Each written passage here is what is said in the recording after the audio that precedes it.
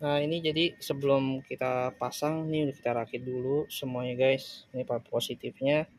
Ini kita lepas dulu baru nanti dipasang supaya aman.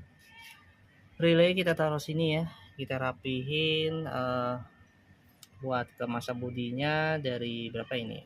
85 ya, 85 masuk ke sini ke ground. Terus dirapihin di sini kabel-kabel semua yang warna hitam baru tuh. Kita ikat-ikat. Terus ini yang 86 nih, kabel 86 yang dari klakson lamanya kita masukin juga di sini tuh kayak tadi rangkaiannya udah